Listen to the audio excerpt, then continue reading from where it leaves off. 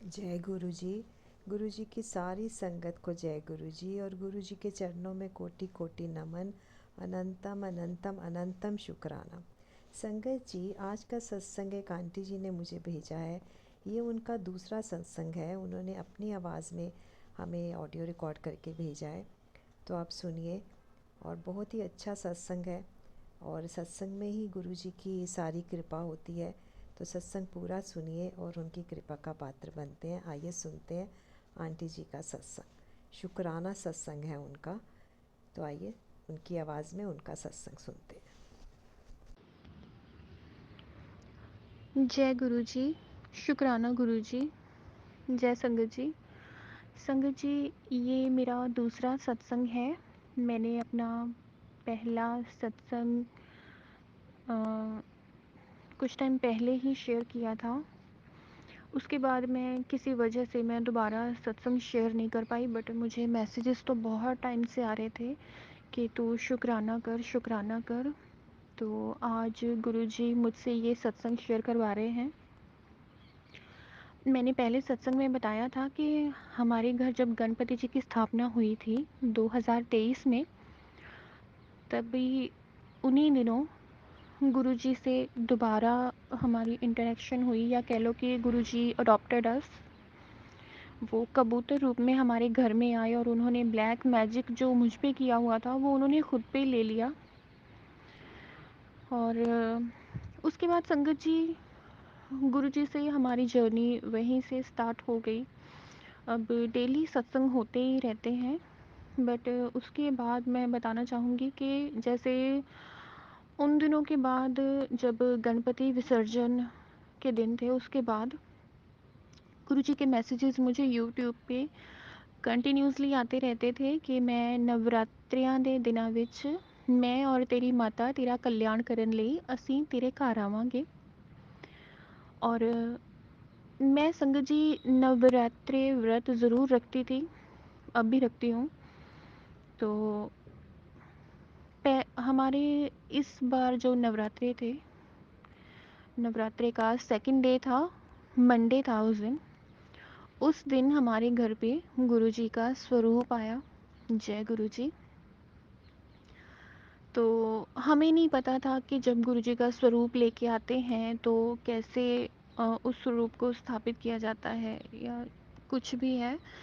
तो गुरुजी हमारे इतने प्यारे हैं, उन्होंने उस चीज़ में भी हमारी हेल्प करी। मेरे मम्मा जब स्वरूप लेने गए, फ्रेम करवाने के लिए हमने दिया था, तो जब मेरे मम्मा स्वरूप लेने गए तो मुझे अचानक से यूट्यूब पे एक सत्संग फ्लैश हुआ कि मैं तेरे घर आ रहा हूँ, ये सत्संग ज़रूर सुन। तो मैंने वो सत्संग सुना, और उसमें वो आंटी जी बता रही थी कि कैसे वो गुरुजी का स्वरूप लेके आई और उन्होंने गुरुजी के स्वरूप को तिलक किया, आरती की, इस तरह से फूलों से उनका वेलकम किया।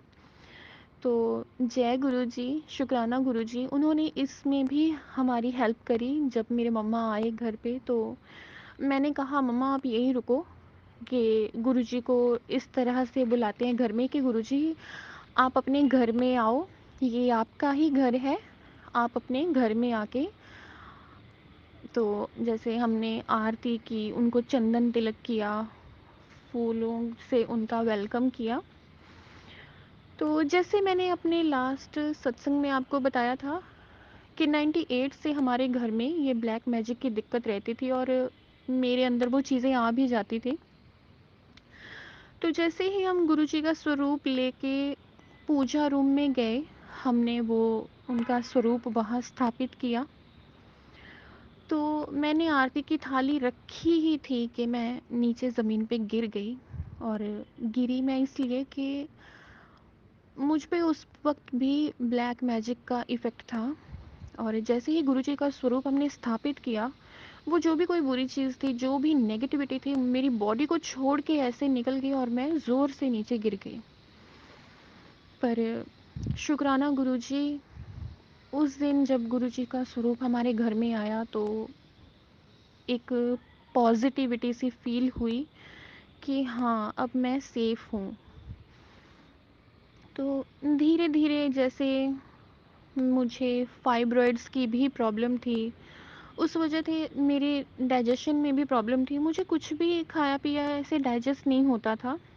तो मैंने गुरुजी के सत्संग सुनने शुरू किए, उनमें जैसे मैसेजेस आते थे कि तू मेरे लिए चाय प्रसाद बना, तू मेरे लिए कड़ा प्रसाद बना। तो अक्सर ये चीज़ होने लगी कि मैं जब भी गुरुजी के लिए चाय प्रसाद बना के लेके जाती भोग लगवाने के लिए, तो कुछ टाइम बाद जब लाके मैं खुद वो लेती घर वालों को देती, तो मुझे ऐसे हल्की हल्की दिक्कत होने लगी।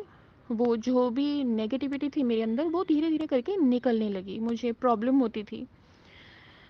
जैसे जब मुझे कभी मैसेजेस आते थे कि तू मेरे लिए कड़ा प्रसाद का भोग लगवा, तो मैं कड़ा प्रसाद बना के लेके जाती गुरुजी के लिए, और मैं वहीं बैठ के उनसे बातें भी करती। और कभी-कभी मुझे लंगर प्रसाद के लिए भी मैसेजेस आते कि तू खुद लंगर तू मेरे लिए लंगर बना, तू खुद भी खा और मुझे भी भोग लगा।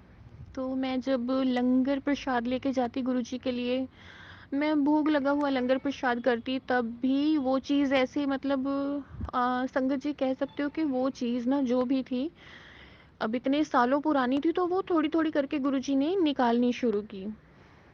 तो इसी तरह मेरी हेल्थ में भी सुधार होने लगा, क्योंकि नहीं तो मैं 1.5 ईयर से मैं फाइब्रॉइड्स की मेडिसिन ले रही थी। मेडिसिन लेते-लेते ही मेरी फाइब्रॉइड, पहले मेरी बॉडी में एक फाइब्रॉइड थी यूट्रस में, और धीरे-धीरे जब मैंने 6 मंथ वो मेडिसिन ली, 1 से 2 हो गई, और मुझे ये लगा कि अब मैं ठीक ही नहीं हो पाऊँगी। बट शुक्राना गुरुजी, आप मेरी लाइफ में आए। गुरुजी के लंगर प्रसाद, जल प्रसाद, चाय प्रसाद से वो मेरी फाइब्रॉइड्स धीरे-धीरे मेरी बॉडी से निकलने लग गई, और साथ ही साथ मेरे डाइजेशन की प्रॉब्लम थी वो भी सुधरने लग गई। जो हमारे घर में नेगेटिविटी थी, मुझ पे बार-बार अटैक्स होते थे, वो सँभलने लग गए। तो गुरुजी के स्वरूप आने के बाद नवरात्रों के बाद हमें पहला हमें पहला सत्संग अटेंड करने का मौका मिला। हम गुरुजी का सत्संग अटेंड करने गए। तो जैसे मेरे डॉक्टर ने मुझे डीप फ्राइड मना कर रखा था, मैं मीठा नहीं खा सकती थी, मुझे मीठा भी मना था। तो जब हम गए वहाँ पे, तो मेरे लिए जलेबी प्रसाद था मेरी प्लेट में, टॉफ़ी प्रसाद था, समोसा प्रसाद था, और चाय प्रसाद था। तो मैंने कहा मम्मा मुझे तो मीठा मना है ना, तो मैं कैसे खाऊं। मुझे पता नहीं था संगत जी कि उस प्रसाद को ऐसे किसी के साथ शेयर नहीं करते, सॉरी गुरुजी। बट मैंने उसमें से एक पीस अपनी मम्मा को दे दिया कि मैं इतना मीठा नहीं खा पाऊंगी। तो मेरी मासी ने टोका मुझे, क्योंकि वो ही गुरुजी के सत्संग पे लेके गई थी। उन्होंने कहा कि इसे पूरा फिनिश करते हैं। तो मैंने कहा मुझे तो मासी मना है ना, ये डॉक्टर ने मना कर रखा है। तो उन्होंने कहा ये स्वीट्स नहीं है, ये गुरुजी का प्रसाद है, तुम उसे पूरा फिनिश करो, तुम ठीक हो जाओगी। अब मतलब मैंने ये सोच के खा लिया कि हाँ ये कह रही हैं तो मैं खा लेती हूँ। पर संगत जी बिल्कुल सही बात बोली थी उन्होंने। ये पहली बार था कि मैंने बाहर से ऐसे कुछ खाया और घर आके मुझे पेट में दिक्कत नहीं हुई, मुझे प्रॉब्लम नहीं हुई। और जब हम सत्संग में बैठे थे, तो ऐसे मुझे लगा कि मैंने गुरुजी को देखा, वो चल के आए ऑरेंज चोले में, और आके उन्होंने मेरे सर पे हाथ रख दिया। मैं ऐसे आंखें बंद करके बैठ गई थी, उन्होंने मेरे सर पे ऐसे हाथ रख दिया। जब हम घर पे आए तो मम्मा ने पूछा कि तुम ठीक हो, तुम्हारे पेट में दर्द तो नहीं हो रही ना। मैंने कहा नहीं मम्मा, मुझे दर्द था, बट मेरे मुझे ना दर्द में काफ़ी रिलीफ है अब। तो इसी तरह से फिर जैसे हम गुरुजी से और कनेक्ट होते चले गए। तो फिर संगत जी, ये जो हमने पहला सत्संग अटेंड किया, ये किसी के घर पे अटेंड किया था। उसके बाद हमें कृष्णा मंदिर था, मंदिर में एक सत्संग था। तो दूसरा सत्संग का हमें इनविटेशन वहाँ से आया। तो मेरे मम्मा ने कहा कि हाँ तुम पहली बार गई थी तो तुम्हें ठीक फील हुआ, तो चलो हम सत्संग में चलते हैं। मैंने कहा ठीक है चलो चलते हैं ना। तो जैसे हमें ये गलियों गलियों के बीच में घूम के जाना पड़ा, तो हमें वहाँ रास्ते में एक अंकल मिले। तो हम अभी पूछने ही वाले थे कि अंकल हमें सत्संग में जाना है। तो उन्होंने कहा जैसे गुरुजी स्माइल करते हैं, बिल्कुल वैसे ही उन्होंने स्माइल की, और उन्होंने कहा ऐसे सीधे निकल जाओ, वो ही है तुम्हारी मंजिल, वहीं जाना है तुम्हें। मुझे 1 मिनट के लिए ऐसा लगा जैसे गुरुजी ही थे, और उन्होंने इतना मतलब इतनी वो केयर करते हैं संगत जी, एक बस दिल से जुड़ने की बात है, वो इतनी केयर करते हैं ना आपकी। तो जैसे इस टाइम तक भी मेरा ब्लैक मैजिक पूरी तरह से ठीक नहीं हुआ था। वो जो भी चीज़ थी वो ऐसे लंगर प्रसाद से, चाय प्रसाद से, जल प्रसाद से थोड़ी-थोड़ी करके निकल रही थी। तो जब हम वहाँ सत्संग में पहुँचे, हम अंदर गए तो मैंने ध्यान ही नहीं दिया कि गुरुजी के 2 स्वरूप थे। जो सामने था वो स्काई ब्लू चोले में था स्वरूप। मैंने माथा टेका, मैंने कुछ अरदास नहीं करी, मैंने कुछ नहीं कहा, बस मैं बैठने लगी तो वहाँ जो आंटी खड़े थे, सेवादार आंटी, उन्होंने मुझे गुरुजी के ना स्वरूप के एकदम पास बिठा दिया। तो मैंने मम्मा से कहा कि मम्मा, लास्ट टाइम जब हम ना सत्संग पे गए थे ना, तो वहाँ मेरे मन में 1 मिनट के लिए बात आई थी कि गुरुजी इतनी दूर बैठे हैं आपसे, मुझे ना दिखाई भी नहीं दे रहा ये लोग कैसे आरती कर रहे हैं आपकी, कैसे सेवा कर रहे हैं, तो क्या मैं आपके पास नहीं बैठ सकती? तो संगत जी देखो, गुरुजी ने वो छोटी सी बात याद रखी, मैं भूल गई थी, मन में आई और मैं भूल गई, पर गुरुजी ने वो बात याद रखी और उन्होंने एकदम अपने पास बिठाया मुझे। इतनी मैं खुश थी, जबकि मैं जब घर से गई थी तो एक ब्लैक मैजिक से इफ़ेक्टेड इंसान कैसा होगा, मे बी जिन लोगों के साथ ये दिक्कत होगी उन लोगों को पता होगा कि आप कितने डिप्रेस्ड होते हो, एकदम बीमार से होते हो, लो रहते हो। बट जब मैं वहाँ जाके मंदिर में सत्संग में बैठी, इतनी पॉजिटिविटी होती है ना सत्संग, संगत जी, इतना पॉजिटिव माहौल होता है वहाँ का। तो मुझे गुरुजी के पास बिठाया गया और सत्संग शुरू हो गया। जैसे जैसे वहाँ शब्द कीर्तन चलता गया, भजन चलते गए, तो धीरे धीरे ऐसे मैं कुछ देर के लिए आंखें बंद करके ना बैठ गई संगत जी। और आप बिलीव नहीं करोगे, जो हमारे घर में नेगेटिविटी थी, एक बुरी चीज़ थी वो, एक बुरी स्पिरिट, गुरुजी ने उसे मंदिर में बुलाया और मेरी आंखें ऐसे खुल गई जब मैंने उसे आते हुए देखा। तो मैं एकदम ऐसे हो गई, शॉक्ड हो गई कि ये क्या हो रहा है मेरी आंखों के सामने। तो वो ऐसे ही गुरुजी के सामने आई और उस वो ज़ोर ज़ोर से चिल्लाने लग गई, ऐसे घुटनों पे आके वो गुरुजी के स्वरूप के सामने। गुरुजी ने उसे हाथ से इशारा किया बैठने को, और वो ऐसे घुटनों के बल हो गई, वो चिल्ला रही है वो। और ये सब मैंने अपनी खुली आंखों से एक्सपीरियंस किया है। मुझे एकदम ऐसे ना घबराहट सी होने लगी, क्योंकि ये चीखें मैं अक्सर सुनती थी और मुझसे बर्दाश्त नहीं होती थी, वहाँ भी मुझे बर्दाश्त नहीं हो पा रहा था। तो मैंने उठने की कोशिश की, बट मैंने नोटिस किया गुरुजी का हाथ एकदम ऐसे, वो ब्लैक चोले में बैठे हैं अपने आसन पे, और उन्होंने एकदम अपनी बाह, अपनी आर्म ऐसे इतनी लंबी कर दी और मेरे सर पे हाथ रख दिया, और मुझे आवाज़ सुनाई दी, बैठे रहो पुत्र, तुम्हें कुछ नहीं होने दूंगा। और मेरी बॉडी एकदम से गर्म हो रही है, ठंडी हो रही है, मैं उसको देख रही हूँ चिल्लाते हुए। गुरुजी ने उसको बोला, वो एकदम जैसे सरेंडर कर दिया उसने कुछ टाइम बाद गुरुजी के आगे, और गुरुजी ने बोला, तू ਇੱਥੇ बैठ, तू नहीं जाएंगी। और वो एकदम ऐसे सिमट के उनके पास बैठ गई। और ये सब मैं अपनी खुली आंखों से देख पा रही हूँ। और मैंने इसी बीच चाय प्रसाद लिया, जल प्रसाद लिया, और I was feeling little better that time. फिर जब आरती हुई तो वो सेवादार आंटी ने हमें आरती करने का मौका दिया। उन्होंने कहा कि आप भी आओ आरती के लिए। तो शुक्राना गुरुजी, शुक्राना कि हमें वहाँ आरती करने का भी मौका मिला।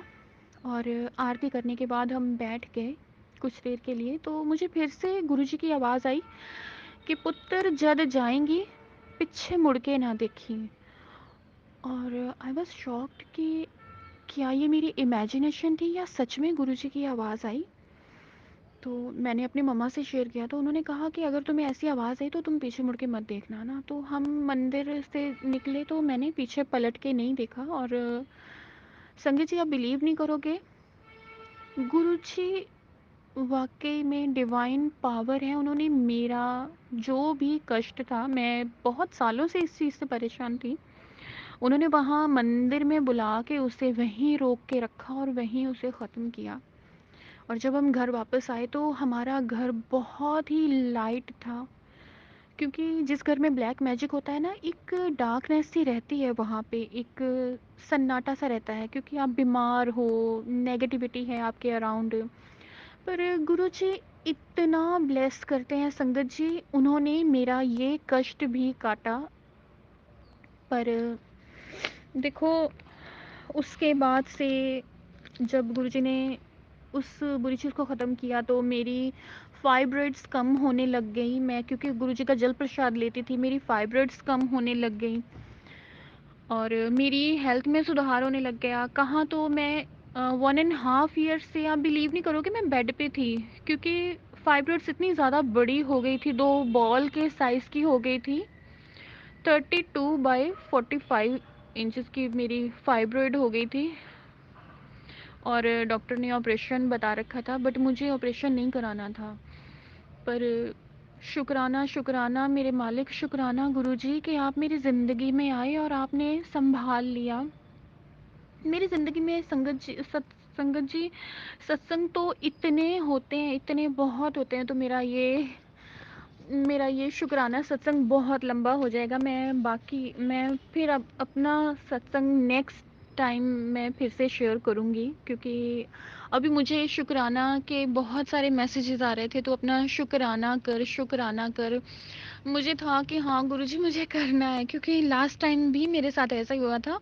मुझे पता नहीं था तब कि शुक्राना का मतलब क्या होता है। मैं बोल रही थी, गुरुजी मैं हर पल तो आपका शुक्राना करती हूँ, अब और कैसे मुझे समझ में नहीं आ रहा। तो तब भी मुझे ये मैसेजेस फ्लैश हुए थे कि गुरुजी के जब ऐसे मैसेजेस आते हैं शुक्राना कर, तो उसका मतलब होता है कि हमें अपना सत्संग शेयर करना होता है। तो संगत जी, मैं आज के अपने सत्संग को यहीं विराम देती हूँ और गुरुजी का मंत्र जाप करना चाहूँगी। ओम नमः शिवाय, शिवजी सदा सहाय। ओम नमः शिवाय, गुरुजी सदा सहाय। जय गुरुजी, शुक्राना गुरुजी।